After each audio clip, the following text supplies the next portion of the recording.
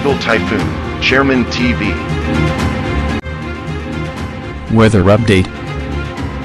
Helping homeless people. Please subscribe.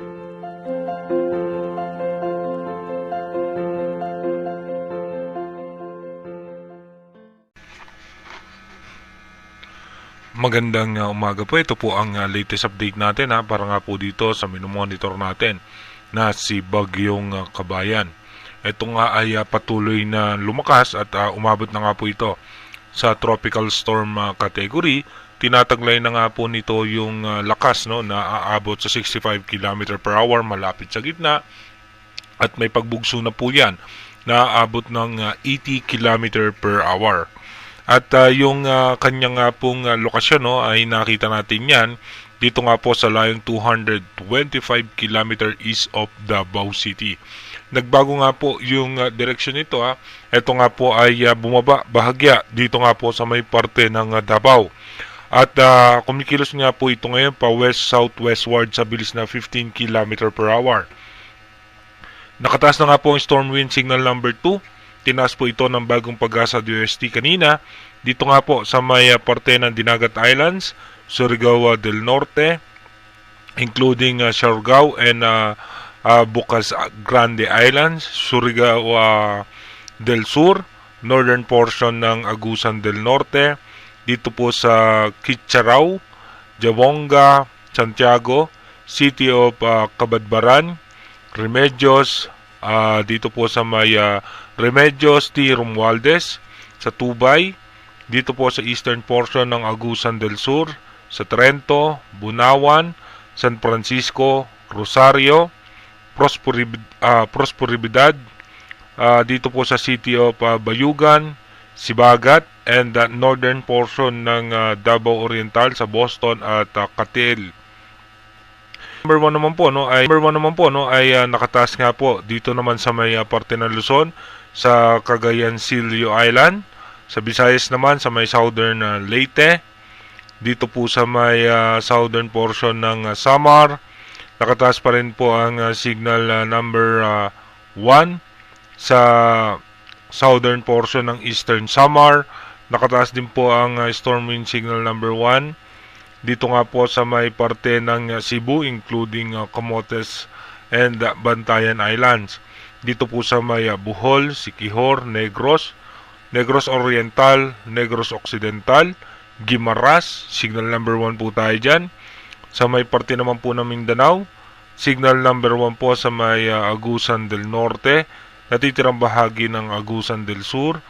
Dito po sa central portion ng Davao Oriental, sa Banganga, Manay, Caraga, dito po sa Tarragona, Lupon, Banay-Banay, dito po sa Davao de Oro, Davao del Norte, Davao City, Camiguin, Misamis Oriental, Misamis Occidental, Lanao del Norte, Lanao del Sur, northern portion ng Maguindanao del Norte, dito po sa may Buldon, Barira, Matanog, at saka sa northern portion ng Cotabato, sa Arakan, Carmen, dito po sa Banisilan, Alamada, dito po sa President Roxas, Cabacan, Matalam, sa Antipas, Magpet, Zamboanga del Sur,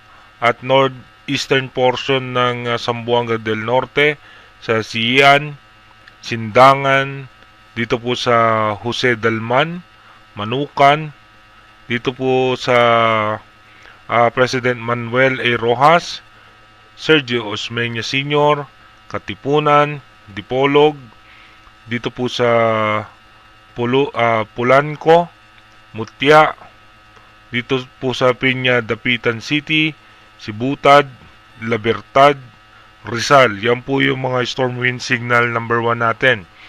At inaasahan nga na itong si Bagyong Kabayan ay posible na nga po mag-downgrade po yung mamaya into tropical depression, at bago po yan lumabas ng landmass ay mataas na nga ang tsansa nito na mag-downgrade into low pressure area. Dito po muna sa ating rain map animation, mapapansin nga po natin na makakaranas na nga ng matitinding pagulan, lalong-lalo na nga po dito sa may parte ng Cagayan de Oro ha. Kaya iba yung pag-iingat po sa ating mga kababayan, bagamat ito nga po ay may tsansa ng humina, itong si Bagyong Kabayan, magdudulot po ito ng mga pagbaha at pagguho ng lupa. Malalakas na pag-ulan din po ang posible nating maranasan dito sa may Kabadbaran, Butuan. Asahan po natin na may mga malalakas na pag-ulan po dyan. Mamaya nga pong alas 8 ng umaga, tuloy-tuloy po na may mga malalakas na pag-ulan. Asahan na rin po natin sa may parte ng Bohol. At may chance rin ng mga pag-ulan sa may Visayas, Bicol Region at eastern section ng Luzon. Pagdating naman po ng alas 3 ng hapon mamaya, halos sa buong Visayas at Bicol Region ay mataas ang tsansa ng mga pag-ulan. Eastern section ng Luzon, dito nga po sa may parte ng Mindanao, may mga tsansa po ng heavy rainfall, kaya iba yung pag-iingat po sa ating mga kababayan. Pagdating naman po ng alas 8 ng gabi mamaya, dahan-dahan na nga pong hihina yung mga tsansa ng mga pag-ulan, pero iba yung pag-iingat pa rin sa ating mga kababayan dahil makakaranas pa rin po tayo ng mga pag-ulan, bunsod naman nung extension ng kaulapan nitong nasabing si Bagyong Kabayan na mataas na nga ang tsansa na mag-downgrade ito into low pressure area. Dito naman po sa forecast track ng Bagong Pag-asa DOST, hindi na sila nagkakalayo ng European Center na ito nga po'y bumaba ng bahagya yung kanyang direksyon, pero dadaan pa rin po ito ng Cagayan de Oro. At ito naman po ay lalabas dito sa may Sulusi at sa dulong bahagi pa rin ng Palawan ay posibleng dumaan itong si Bagyong Kabayan. Dito po yan sa may parte ng Rizal o dito po yan sa may parte ng Rio Tuba. Dito naman po sa forecast track ng European Center kung mapapansin nga natin, hindi po sila nagkakalayo ng Bagong Pag-asa DOST. Mas mababa nga lang yung sa European Center. Ito nga po idadaan sa parte ng Davao at lalabas na ng landmass dito sa may parte ng Zamboanga Peninsula. At dito naman po yan dadaan sa Balabac, no? Dito po sa may parte ng Palawan. Dumako na nga po tayo sa ating advanced weather forecast. Dito naman po sa ating advanced weather forecast, mapapansin nga natin, bukas nga po, ito po yung magiging posibleng senaryo ni Bagyong Kabayan. Ito nga po ay dito na sa may parte ng Sulusi. Pagdating naman po ng December 20, ito po ay nakatawid na ng landmass ng Palawan at posibleng lumabas na ng Philippine Area of Responsibility. By December 21 naman, mapapansin naman po natin yung shear line naman na magpapaulan sa ating bansa dahil bubugso naman yung ating amihan o yung northeast monsoon. By December 22, tuloy-tuloy po na magkakaroon ng pagulan yung Northern Luzon at Central Luzon.